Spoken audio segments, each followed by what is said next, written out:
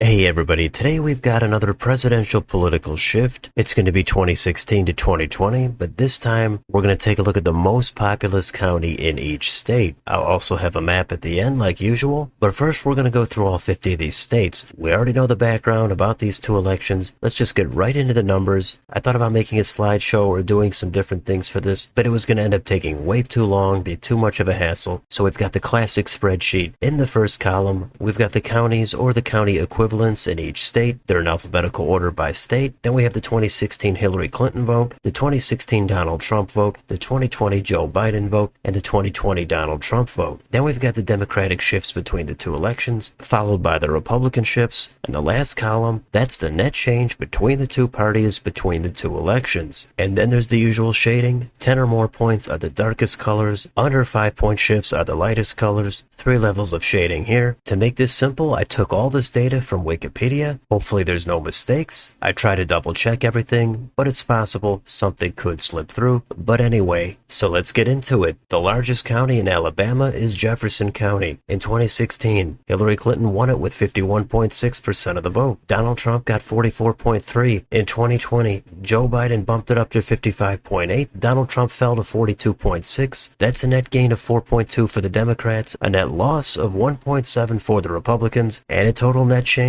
of 5.9% away from the Republicans and toward the Democrats. So that's how this works. Let's quickly go through the rest of these states. They have boroughs, not counties in Alaska, but it's the closest thing we've got, and that shifted 7.4% toward the Democrats. Next, in Maricopa County, Arizona, that shifted an even 5% toward the Democrats. Pulaski County, Arkansas, they went 4.7% toward the Democrats. Los Angeles County, California, that actually shifted toward the Republicans by 5.3%. Denver County, Colorado, shifted 6.6% toward the Democrats. Fairfield County, Connecticut, 7.3% toward the Democrats. We've got a similar margin in Newcastle, Delaware, that's 7.6%. How about Miami-Dade, Florida? That had the biggest shift out of all the counties in all the states. That is a very significant 22.1% away from the Democrats and toward the Republicans. Next, Fulton County, Georgia, 5.6% toward the Democrats. Honolulu, Hawaii, 3.1% toward the Republicans. Ada County, Idaho, got 5.3% bluer. Cook County, Illinois, that might be surprising, just like LA County, but that shifted 2.9% toward the Republicans. Marion County, Indiana, that moved toward the left by 6.6%. Polk County, Iowa, 3.9% toward the Democrats. Johnson County, Kansas, big shift there, double digits, 10.8% toward the Democrats. Jefferson County, Kentucky, 6.7% toward the Democrats. East Baton Rouge Parish, Louisiana, also toward the Democrats by 3.8%. Cumberland County, Maine, had a big shift toward the left by 9.4%. Montgomery County, Maryland, 4.3% toward the Democrats. Middlesex County, Massachusetts, again a blue shift there by 7.5%. Next, in Wayne County, Michigan, that actually had the smallest shift out of all the counties, 0.9% toward the Democrats. Hennepin, Minnesota, 8.3% toward the Democrats. In Mississippi, Hinds County, that shifted a modest 3.8% toward the Democrats. St. Louis, Missouri, another blue shift of 7.8%. Same direction in Yellowstone County, Montana by 2.6%. Also in Douglas County, Nebraska by 9%. But in Clark County, Nevada, we have a shift toward the Republicans of 1.3%. Hillsborough, New Hampshire, 7.8% toward the Democrats. Bergen County, New Jersey, same direction by 3.1%. Also a blue shift in Bernalillo County, New Mexico by 6.7%. New York has Kings County, that shifted toward the Republicans by 7.3%. Wake County, North Carolina, that overtook Mecklenburg as the most populous county, and that shifted 6.3% toward the Democrats. More blue shifts in Cass County, North Dakota by 7.8%. Franklin County, Ohio, that also is now more populous than Cuyahoga County, that went 5.4% toward the left. More shifts in Oklahoma County, Oklahoma, that was a significant 9.4%. Multnomah County, Oregon, 5% toward the Democrats. How about Philadelphia, Pennsylvania? We've got a 3.7% shift toward the Republicans. The rest of these shifts are all toward the Democrats. Providence County, Rhode Island by an even 2%. Greenville County, South Carolina, 6.6%. Minnehaha County, South Dakota, 5.2%. Shelby County, Tennessee, 2.9%. Harris County, Texas, 1.2%. Salt Lake City, Utah, 2%. Chittenden, Vermont, that had the biggest blue shift by 11.1%. Fairfax, Virginia, 6.1%. King County, Washington, 3.9%. Kanawha County, West Virginia, 5.6%. Milwaukee County, Wisconsin, 2.9%. And Laramie County, Wyoming by 4.2%. So those are the most populous counties in all the states, and I always have a map at the end to help visualize the changes. Let's take a look at that. So we've got the usual national map. All the states are shaded according to how the most populous county in that state shifted. We've got similar shading. 10 or more points are the darkest color. colors. This time, the very lightest colors, those are under 1 point shifts. There's only one of those. That again is Wayne County, Michigan. It's shifted by 0.9. That's a tilt margin toward the Democrats. So what are the takeaways from these shifts? Well, given that the popular vote margin got bluer in 2020 versus 2016, the clear majority of these are shifts toward the Democrats. Now, they're not overwhelming shifts. It's only one election. Plenty of these are low to mid-single digit blue shifts. Now, it's fair to keep in mind that this is just the most populous county in the state. Some states that county does hold a significant portion of the population. In fact, it's a majority of the population in Arizona, Delaware, Hawaii, Nevada, and Rhode Island. So the shifts in those counties have significant weight for the state. But as far as red shifts, we've got Florida. That went hard toward the right. And then we've got swing states like Nevada and Pennsylvania. Clark County and Philadelphia County, those did move to the right, but that could be a bright spot for the GOP. But the other clear takeaway is we've got blue states that shifted toward the Republicans. Hawaii, California, Illinois, and New York. Those most populous counties we think of as very, very deep blue.